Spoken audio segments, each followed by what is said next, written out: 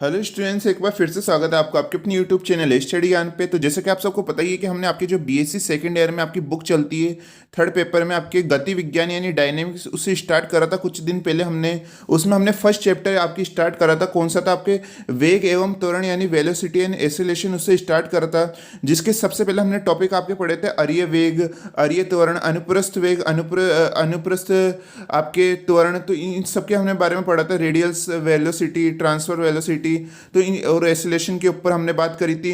उसके कुछ क्वेश्चंस के ऊपर बात करी थी जो कि काफ़ी इंपॉर्टेंट क्वेश्चन थे, जो कि पिछली बार यूनिवर्सिटी में आए क्वेश्चन से। अब आप उससे रिलेटेड आपके जितने भी बुक में क्वेश्चंस आते हैं, आप उनकी अच्छी तरह से प्रैक्टिस कर लीजिएगा।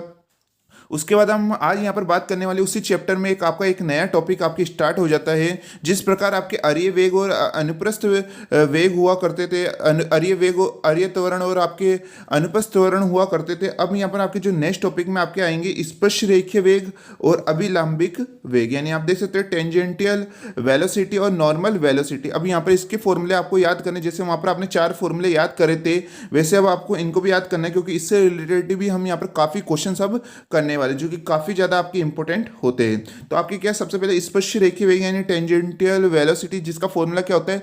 ds upon dt। क्या होता है हमारे यहाँ पर? ds अपॉन dt होता है। s हमारे यहाँ पर क्या होता है? चाल होता है, यहाँ पर हमारा स्पीड होता है, ठीक है। तो ds अपॉन dt यहाँ पर हो जाता है। फिर आता है अभिलंबिक वेग यानी नॉर्मल वेलोसिटी। तो आपका हमेशा यहाँ पर अभिलंबिक वेग कितना होता है? 0 होता है। जहाँ पर भी हमारा अभिलंबिक वेग का हमें जरूरत पड़ेगी, वहाँ पर हम क्या रख देंगे? 0 वैल्यू रख देंगे। उसके बाद आता है आपके यहाँ पर स्पर्श रेखीय त्वरण यानी टेंजेंटियल एक्सेलरेशन, जिसका क्या फॉर्मूला रहता है? ये 3 फॉर्मूले आपको याद करने हैं, क्योंकि इन तीनों की जिस जगह हमें जिसकी वैल्यू काम आएगी उस वहाँ पर हम रख देंगे। इससे हम D V upon D T से भी प्रेजेंट कर सकते हैं, इससे हमें D two S upon D T square से भी प्रेजेंट कर सकते हैं, और इससे हमें V D V upon D S से भी प्रेजेंट कर सकते हैं।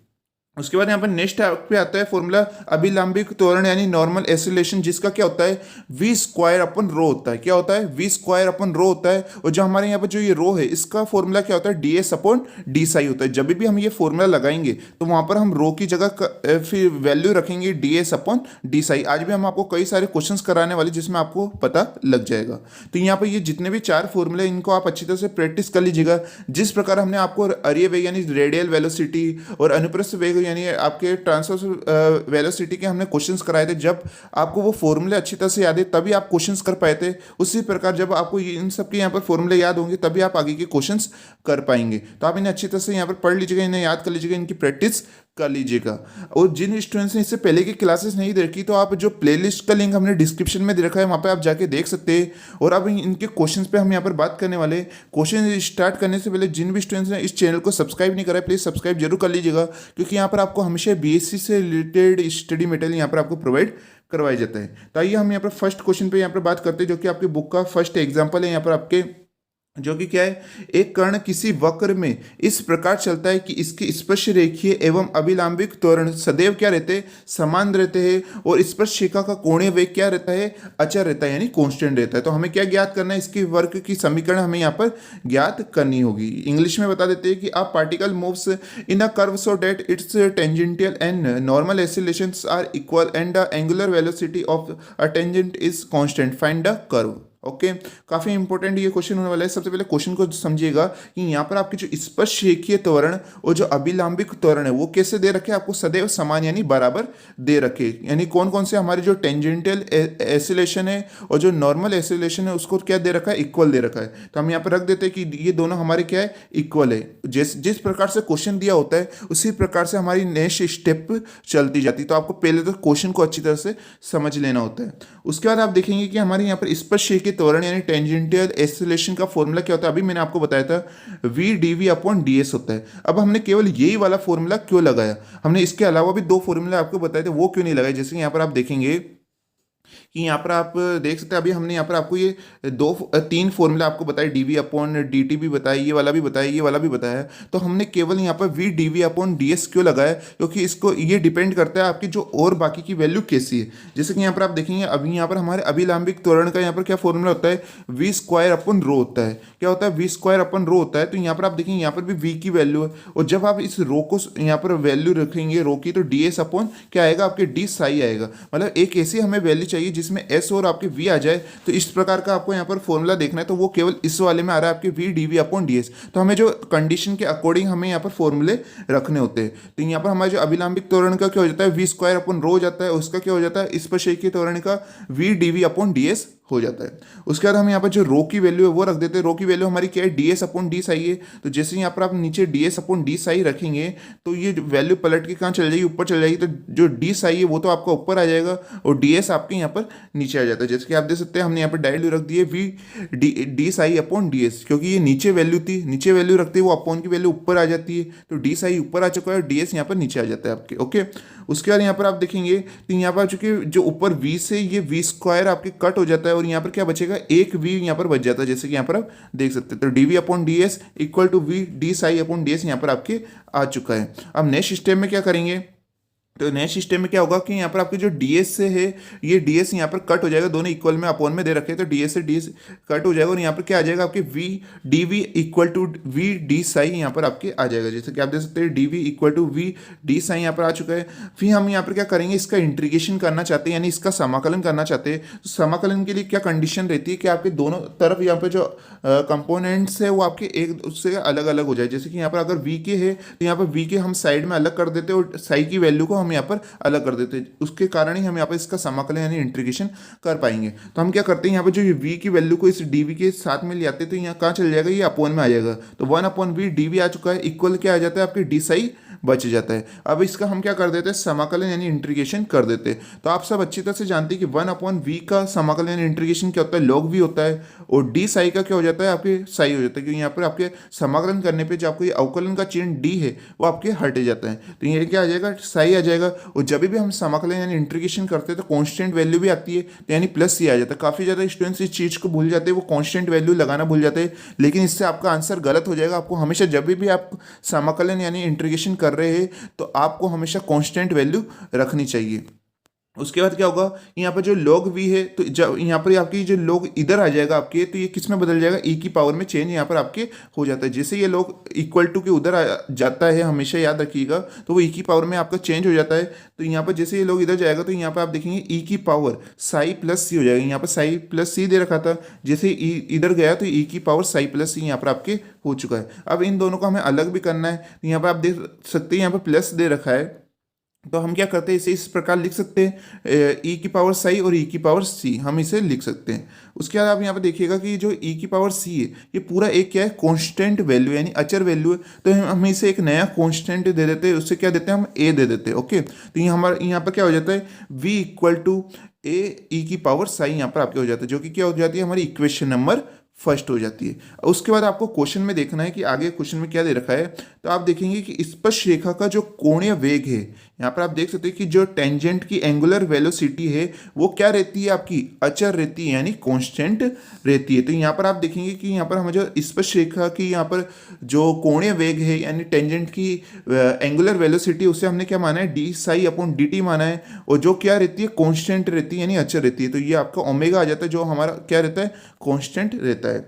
उसके बाद यहाँ पर जो डी टी है ये आपके क्रॉस मल्टीपल हो जाएगा यानी वज गुणा हो जाएगा, तो क्या आ जाता है, D psi equal to omega D T यहाँ पर आपके आ जाता है। उसके बाद हमें इसका क्या करना पड़ेगा, यहाँ पर इसका समाकलन करना पड़ेगा यानी इसका इंटीग्रेशन करना पड़ेगा। तो डी साई का क्या हो जाएगा, साई हो जाएगा, ओमेगा डी टी का क्या हो जाएगा, ओमेगा टी यहाँ पर आपका समाकलन हो जाएगा। और इसके बाद इसकी कांस्टेंट वैल्यू भी आती है। तो हमने जो कांस्टेंट पहले सी मान लिया था, तो अब हमें यहाँ पर नया कांस्टेंट लेना पड़ेगा। इस बार हम क्या ले लेते हैं, C1 ले लेते हैं, जो कि क्या हो जाती है हमारी इक्वेशन नंबर सेकेंड हो जाती है। अब आप देखिएगा कि जो आपके समीकरण नंबर 1 और 2 है इसको हम एक साथ मिला देते हैं। कैसे, यहाँ पर आप देखेंगे यहाँ पर v equal to A E की पावर साई।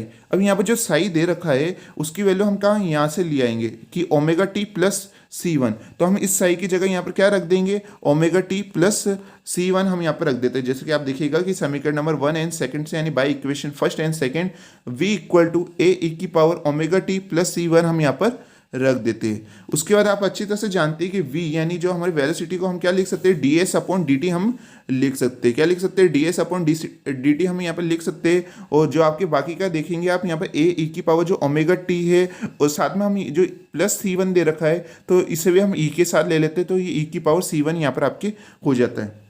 उसके बाद यहाँ पर आप देखेंगे कि यहाँ पर जो हमारा ए है वो भी एक क्या कांस्टेंट यानी अचर वैल्यू है, और ई की पावर C1 ये भी एक क्या है कांस्टेंट वैल्यू है। तो हम इन दोनों को मिला के एक नया कांस्टेंट यानी अचर ले लेते हैं, वो जो कि क्या है हमारे यहाँ पर के हम यहाँ पर ले लेते हैं। तो हमारे यहाँ पर डी एस इक्वल टू क्या आ जाएगा, के ई की power omega T D T हम यहाँ पर रख देते हैं। अब इसका हमें क्या करना पड़ेगा, इसका समाकलन यानी इसका इंटीग्रेशन हमें यहाँ पर दोबारा करना पड़ेगा। तो आप बिल्कुल ध्यान से देखिएगा, इसका जैसे इंटीग्रेशन करते हैं तो डी एस का एस हो जाएगा, के की वैल्यू वैसे की वैसी, ई की पावर ओमेगा टी। जब भी आप ई की पावर का यहाँ पर आप समाकलन करते हैं चाहे अवकलन करते हैं तो आपका वैसे का वैसे वैल्यू आ जाती है। तो यहाँ पर क्या आ जाता है, ई की पावर ओमेगा टी का ई की पावर ओमेगा टी आ जाता है। उसके बाद में हमारे यहाँ पर आप देखिएगा कि जो टी की सापेक्ष हम इसका समाकलन कर रहे हैं तो इसके साथ में कांस्टेंट वैल्यू भी दे रखी है, जो कहाँ जाएगी आपके अपोन में आ जाती है। जो समाकलन में आपके जो भी आपके यहाँ पर कोफिशिएंट वैल्यू होती है, गुणांक की वैल्यू होती है, वो आपकी अपोन में आती है, और अवकलन में आपके उसके आगे वैल्यू आती है। ओके, इस बात का आप ध्यान दीजिएगा, काफ़ी ज़्यादा स्टूडेंट यहाँ पर गलती कर देते हैं। तो समाकलन में क्या आ जाएगा, ओमेगा इसके अपोन में यहाँ पर आपके आ जाता है। उसके बाद हम क्या करेंगे, आपकी कांस्टेंट भी आएगी, क्योंकि समाकलन कर रहे हैं तो कांस्टेंट वैल्यू तो आना ही है। इससे पहले हमने सी को भी मान लिया, C1 भी मान लिया, अब हम नया कांस्टेंट क्या मानेंगे, C2 मानेंगे। तो हमारे यहाँ पर C2 भी आ चुका है। फिर उसके बाद यहाँ पर आप देखिएगा कि यहाँ पर आपकी जो के है वो भी एक क्या है कांस्टेंट वैल्यू है, ओमेगा भी क्या है आपके कांस्टेंट वैल्यू है, यानी क्या हो जाएगा के अपोन में ओमेगा हो जाएगा। और इससे हम क्या मान लेते हैं, नया कांस्टेंट मान लेते हैं, इसे हम क्या मानते हैं, अल्फा मान लेते हैं। आप कुछ भी मान सकते हैं, लेकिन हमने यहाँ पर क्या माना है, इसे अल्फा माना है, क्योंकि एक हम समीकरण बना रहे हैं वर्ग की समीकरण, तो इसे हम अल्फा बीटा के रूप में रखना चाहते हैं। तो हमने यहाँ पर क्या है, के अपोन ओमेगा को हमने यहाँ पर क्या रख दिया है, यहाँ पर अल्फा हमने यहाँ पर रख दिया है। उसके बाद जो हमारी C2 की वैल्यू है, तो अगर यहाँ पर अल्फा है तो हम क्या करते हैं, C2 को भी एक नया कांस्टेंट मान लेते हैं, जो कि क्या होगा, बीटा यहाँ पर आपके आ जाता है। तो हमारे यहाँ पर जो वर्क की समीकरण यानी जो हमारी कर्व की इक्वेशन है वो हमारे यहाँ पर आ चुकी है। यही हमें क्वेश्चन में निकालना था, कर्व की इक्वेशन जो कि क्या आ चुकी है, एस इक्वल टू यहाँ पर आपके यहाँ पर अल्फा ई की power omega T plus beta यहाँ पर आपकी आ चुकी है, जो कि हमारे क्या हो जाता है, आंसर हो जाता है। आपको कर्व की इक्वेशन निकाल के बतानी थी, जो आपने निकाल दी है। ये क्वेश्चन काफ़ी ज़्यादा इंपॉर्टेंट है, काफ़ी बार पूछा भी गया क्वेश्चन है, तो आप इसकी एक बार अच्छी तरह से प्रैक्टिस कर लीजिएगा। ऐसे भी आपकी जो चैप्टर रहता है वेलोसिटी एंड एक्सेलरेशन काफ़ी सिंपल आपके टॉपिक से डायनेमिक्स में, तो आप इसकी जितनी ज़्यादा हो सके प्रैक्टिस जरूर कीजिएगा, जितने ज़्यादा इसके फॉर्मूले की प्रैक्टिस जरूर कीजिएगा। और फॉर्मूले से किस प्रकार से आपको क्वेश्चन करना है वो तो हम आपको बता ही रहे, लेकिन आपका प्रैक्टिस करना भी काफ़ी ज़्यादा जरूरी रहता है। और आपसे इससे रिलेटेड जितने भी आपकी बुक में क्वेश्चंस बनते हैं, एक्सरसाइज के क्वेश्चन बनते हैं, आप उनकी भी प्रैक्टिस करते जाइएगा। अब बात करते हैं हम यहाँ पर नेक्स्ट क्वेश्चन की। तो इस क्वेश्चन को स्टार्ट करने से पहले जिन भी स्टूडेंट्स को इससे पहले वाला क्वेश्चन अच्छी तरह से समझ में आ चुका है, तो प्लीज़ इस सेशन को जरूर लाइक कर लीजिए, क्योंकि काफ़ी मेहनत के साथ आपके लिए यहाँ पर क्लासेस बनाई जा रही है। तो आप जितना लाइक कर देंगे, जितना यहाँ पर आप सपोर्ट करेंगे वीडियो पे, तो उतनी ज़्यादा हम यहाँ पर क्लासेस आपके लिए ला पाएंगे। तो अब बात करते हैं नेक्स्ट क्वेश्चन को, इससे भी आप बिल्कुल ध्यान से देखिएगा, जो कि क्या है, यदि किसी समतल वक्र में एक गतिमान कण के स्पर्श रेखीय एवं अभिलंबिक त्वरण सदैव क्या रहते, अचर रहते हैं, तो हमें यहाँ पर सिद्ध करना है कि गति की दिशा टी समय में घुमा हुआ कोण क्या होगी। आपको यहाँ पर psi equal to A log bracket में 1 प्लस बी टी द्वारा प्राप्त होता है। हमें यहाँ पर ये चीज़ क्या है, यहाँ पर प्रूफ करके बतानी है। एक बार इंग्लिश में क्वेश्चन बता देते हैं, फिर हम आपको अच्छी तरह से क्वेश्चन समझाएंगे कि if the tangential and normal acceleration of a particle moving in a plane curve are each constant throughout the motion prove that the angle psi through which the direction of motion turns in the t is given by, हमें यहाँ पर ये equation prove करनी है, psi equal to A log bracket में 1 plus B T, जो कि काफ़ी सिंपल आपके लिए क्वेश्चन होने वाला है। आप यहाँ पर क्वेश्चन देखिएगा कि यहाँ पर सबसे पहले हमें क्या दे रखा है, हमारा जो स्पर्श रेखीय एवं अभिलंबिक त्वरण सदैव क्या रहता है, आपके अचर रहता है, यानी आपके कांस्टेंट रहता है। सबसे पहले तो हमें ये चीज़ दे रखी है। उसके बाद हमें यहाँ पर प्रूव करना है कि इसकी जो गति की दिशा है टी समय में आपकी क्या है, ये आपकी आनी चाहिए।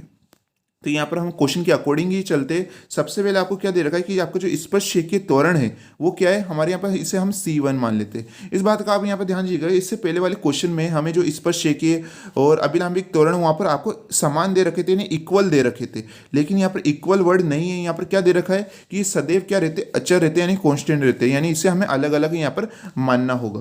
तो हमारे यहाँ पर क्या स्पर्श रेखीय जो त्वरण है उसे हमें कॉन्स्टेंट मानना है, तो इसे हम C1 मान लेते हैं। फिर इसके बाद जब हम अभिलंबिक त्वरण यानी हमारा जो नॉर्मल एसिलेशन होगा उसे हम C2 मान लेंगे। तो यहाँ पर ये C1 आ चुका है और इस पर शेख के त्वरण का क्या फॉर्मूला रहता है आपके dV/dt से हम इसे प्रेजेंट करते हैं, इक्वल टू C1 आ जाता है। फिर जो dt है इससे क्रॉस मल्टीपल हो जाता है आपके, यानी वर्ज गुणा हो जाता है, जो कि क्या आ जाता है dV/C1 dt यहाँ पर आ चुका है। फिर इसके बाद हम इसका समाकलन कर देना है, यानी इंटीग्रेशन कर देना है, जो कि क्या हो जाएगा V/C1। यहाँ पर आप देखिएगा V का समाकलन क्या हो जाएगा, V हो जाएगा, dV का V हो जाएगा, C1 dt का क्या हो जाएगा, C1t हो जाएगा। उसके बाद एक नई कांस्टेंट वैल्यू भी आती है, तो हम यहाँ पर क्या है नई कांस्टेंट वैल्यू, चाहे आप इधर K1 भी रख सकते, चाहे तो आप इधर ही C2 रख देते। हम अभिलंबिक त्वरण को K1 मान लेंगे। ओके, हम यहाँ पर क्या रख देते हैं, हमारी जो समाकलन जब भी करते हैं कांस्टेंट वैल्यू भी आती है, तो वो हम क्या रखते हैं वहाँ पर C2 यहाँ पर रख देते हैं। तो हमारे यहाँ पर इक्वेशन फर्स्ट क्या निकल के आ चुकी है, V/C1t + C2 आ चुकी है, जो कि हमारी क्या हो जाती है इक्वेशन नंबर फर्स्ट हो जाती है। उसके बाद यहाँ पर नेक्स्ट आता है आपके अभिलंबिक त्वरण यानी नॉर्मल एसिलेशन, जिसे हम क्या मान लेते हैं K1 हम यहाँ पर मान लेते हैं। और अभिलंबिक त्वरण यानी नॉर्मल एसिलेशन का आप अच्छी तरह से फॉर्मूला जानते हैं, जो कि मैंने आपको अभी भी बताया था, V² होता है यहाँ पर आपके इक्वल क्या हो जाता है, ये K1 के हो जाता है। उसके बाद हम क्या करते हैं, इस V² को क्या मानते हैं, V/V हम यहाँ पर कर लेते हैं, यानी जो दोबारा V² बना देता है। अब ऐसा हमने क्यों करा है, अभी यहाँ पर आप देखेंगे अपॉन में रो इक्वल टू K1 यहाँ पर आपके आ चुका है। अब यहाँ पर जो ये V है, यहाँ पर आप देखेंगे V की वैल्यू हम कहाँ से लाए, तो V की वैल्यू आप देखेंगे इक्वेशन नंबर फर्स्ट में अभी आपने निकाली है समीकरण नंबर 1 में कि V/C1t + C2। तो इसको हम यहाँ पर रख देते, इस V की जगह हम क्या रख देंगे, C1t + C2 रख देते। कौन सी इक्वेशन से, इक्वेशन नंबर फर्स्ट से। आप जब भी कोई चीज़ यहाँ पर किसी इक्वेशन से रखते तो वहाँ पर आपको साइड में लिखना जरूरी रहता है, क्योंकि एग्जामिनर ये भी कई बार ये चीज़ें देख लेते हैं। तो यहाँ पर आप देखेंगे ये V की यहाँ पर, अब V की जगह क्या रखना है, इस V की जगह तो हमने C1t + C2 रख दिया है। अब इस V की जगह हम क्या रखेंगे, तो आप अच्छी तरह से जानते हैं कि V का फॉर्मूला क्या होता है आपके ds/dt होता है। इसे भी आप लिख लीजिएगा कॉपी के ऊपर कि यहाँ पर आपके जो V का फॉर्मूला क्या होता है, ds/dt होता है। और रो का फॉर्मूला तो मैंने आपको बताया ही कि ds/d आपके होता है। इन फॉर्मूला को आपको अच्छी तरह से याद रखना है, क्योंकि काफ़ी ज़्यादा स्टूडेंट्स इसमें कंफ्यूज हो जाते हैं कि रो का फॉर्मूला क्या है, V का फॉर्मूला क्या है। तो आपको हम बता देते हैं कि V का फॉर्मूला क्या होता है, ds/dt होता है।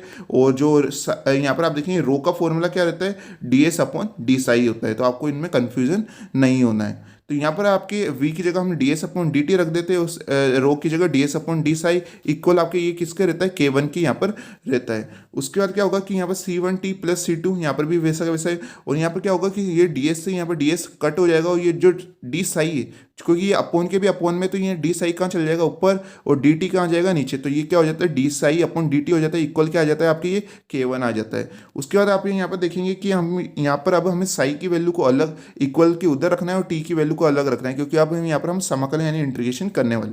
तो हम क्या करते हैं, ये d तो यहाँ पर वैसा का वैसा ही रहेगा, इस dt को हम क्या भेज देते हैं, इक्वल टू के उधर भेज देते हैं। और जब dt उधर जा रहा है तो यहाँ पर जो t की वैल्यू है हमारी C1t + C2, ये भी कहाँ चल जाएगा, उधर की तरफ चल जाएगा। तो जब ये इधर की तरफ आएगा तो ये अपोन में आ जाएगा, K1 के कहाँ जाएगा, अपोन में आ जाता है। तो यहाँ पर आप देखिए कि यहाँ पर हमारा जो d इक्वल टू क्या आ चुका है, K1 अपोन में C1t + C2 dt यहाँ पर हमारे आ चुका है। अब इसका हमें क्या कर देना है, समाकलन कर देना है, यानी इसका इंटीग्रेशन कर देना है, जो कि बिल्कुल ही आसान होने वाला है। बस इसे आप ध्यान से देखिएगा कि d का समाकलन क्या हो जाएगा, साई हो जाएगा। K1 आपके कांस्टेंट है, अचर है, यानी ये तो वैसा का वैसा K1 रहेगा। अब यहाँ पर क्या है, 1 अपोन में C1t + C2 यहाँ पर आपके लिखा हुआ है। और आप सब जानते हैं जब भी आपके 1 अपोन में कुछ वैल्यू होती है तो उसका एक समाकलन करने पे क्या आ जाती है, वो वैल्यू लॉग में यहाँ पर आपकी आ जाती है। तो ये क्या आ जाता है आपके log C1t + C2 यहाँ पर आपके आ चुका है, जैसे कि यहाँ पर आप देख सकते हैं। उसके बाद में आप यहाँ पर जो हमारी जिसके सापेक्ष हम समाकलन कर रहे हैं, टी के सापेक्ष, तो उसके साथ एक कॉन्स्टेंट वैल्यू C1 भी हमें यहाँ पर दे रखी है। तो ये C1 कहाँ चल जाएगा, अपोन में आपके आ चुका है, क्योंकि समाकलन में अपोन में वैल्यू आती है। तो ये C1 में आपके आ चुका है, और यहाँ पर प्लस K2 यहाँ पर आपके हो जाती है, क्योंकि अभी हम यहाँ पर समाकलन करा है यानी इंटीग्रेशन करा है। तो हमारे यहाँ पर नया कांस्टेंट वैल्यू भी आएगी। तो अगर आपने पहले K1 माना, तो अब हमारे यहाँ पर नया कांस्टेंट क्या होगा, K2 यहाँ पर हमारा होने वाला है।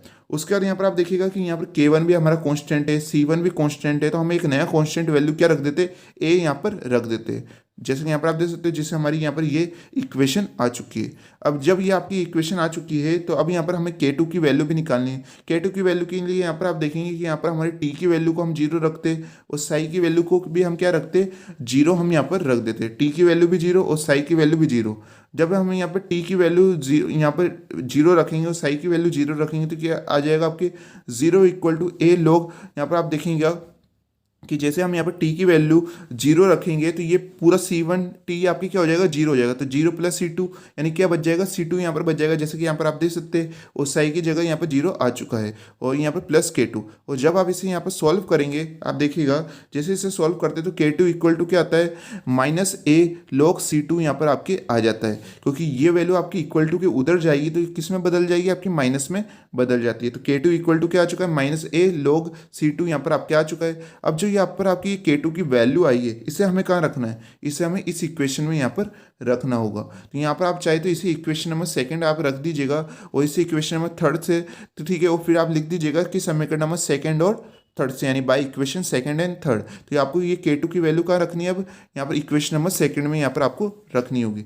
जैसे आप इक्वेशन नंबर 2 में वैल्यू रखेंगे तो क्या आ जाएगा आपके, Sai = A log C1T + C2 minus में A log C2 यहाँ पर आपके आ चुका है। फिर उसके बाद यहाँ पर नेक्स्ट स्टेप में क्या होगा, तो आप अच्छी तरह से जानते हैं कि यहाँ पर log A - log B इसका क्या फॉर्मूला रहता है, जल्दी से बताइए। तो इसका फॉर्मूला रहता है आपके log A/B, ये फॉर्मूला रहता है। तो वही हम यहाँ पर लगाने वाले हैं। आप देखिएगा कि यहाँ पर A log यहाँ पर वैल्यू दे रखी है, यहाँ पर भी A log दे रखी है जो कि माइनस में है। तो हम ये फॉर्मूले के अकॉर्डिंग करेंगे और जो कि क्या बना देगा, log A/B यहाँ पर आपके बना देगा। तो उसके अकॉर्डिंग हम यहाँ पर देखते हैं, तो साई = A log है, इसे हम एक साथ ले लेते हैं यहाँ पर। और जो C1T + C2 अपॉन में, यहाँ पर जी C2 कहाँ चल जाएगा, अपॉन में यहाँ पर आपके आ जाता है। क्योंकि हमने यहाँ पर कौन सा फॉर्मूला लगाया है, log A/B लगाया है। तो यहाँ पर ये एक तरह से आपकी B की वैल्यू थी, ये A की वैल्यू थी, तो ये A/B यहाँ पर आपके आ चुका है। तो यहाँ पर आप देखिएगा, तो यहाँ पर हमारी ये वैल्यू आ चुकी है। उसके बाद हम इसे और सॉल्व करना होगा। कैसे सॉल्व करेंगे, तो यहाँ पर जो C1T है और यहाँ पर अपॉन में C2, इसे हम एक साथ यहाँ पर लिख देते। फिर C2 के भी अपॉन में आप C2 वैल्यू रखेंगे तो वो क्या बना देगा, आपका 1 वैल्यू बना देगा, जैसे कि यहाँ पर आप देख सकते हैं। उसके बाद हम यहाँ पर आप देखिएगा कि C1/C2 है, यानी दोनों ही वैल्यू क्या है, कांस्टेंट यानी अचर है। तो हम एक नया कांस्टेंट बना देते हैं। हमने यहाँ पर पहले A रखा था, तो अब हम यहाँ पर क्या रख देते हैं, B रख देते हैं। तो ये BT + 1 यहाँ पर आपके हो जाता है। और यहाँ पर BT + 1 है तो इसे हम यहाँ 1 + BT भी तो लिख सकते हैं। तो ये आपकी क्या इक्वेशन आ चुकी है, साई = A log, यहाँ पर आप इक्वल लगा लीजिएगा, ठीक है। साई = A log ब्रैकेट में 1 + BT यहाँ पर आपकी ये वैल्यू आ चुकी है। और यही तो हमें प्रूफ करनी थी। आप क्वेश्चन में देखिएगा, यहाँ पर हमें यही चीज़ यहाँ पर निकालनी थी, यही इक्वेशन निकालनी थी जो कि हमारी यहाँ पर आ चुकी है, जैसे कि यहाँ पर आप देख सकते हैं। तो यहाँ पर हमारी यहाँ पर जो ये नेक्स्ट ये स्टेप है ये आ चुकी है। तो हमारा ये क्वेश्चन कैसा हो चुका है, हैंस प्रूफ यानी इति सिद्धम हो चुका है। आई होप आज का आपको ये क्वेश्चन अच्छी तरह से आ चुके होंगे। अब नेक्स्ट क्लास में हम और भी इससे रिलेटेड काफ़ी इंपॉर्टेंट क्वेश्चंस करने वाले हैं। तो नेक्स्ट क्लास आपके लिए काफ़ी ज़्यादा इंपॉर्टेंट होने वाली है, जिसका लिंक आपको डिस्क्रिप्शन में मिल जाएगा, उसे आप जरूर देख लीजिएगा। आज की क्लास आपको कैसी लगी प्लीज़ कमेंट करके जरूर बताइएगा। हर स्टूडेंट्स को कमेंट करके जरूर बताना है और साथ में इस वीडियो को लाइक करना ना भूलें। और अगर आप इस चैनल पर नए हैं तो इसे सब्सक्राइब भी जरूर कर लीजिएगा। तो मिलते हैं नेक्स्ट वीडियो में, तब तक के लिए पढ़ते रहिए, सीखते रहिए।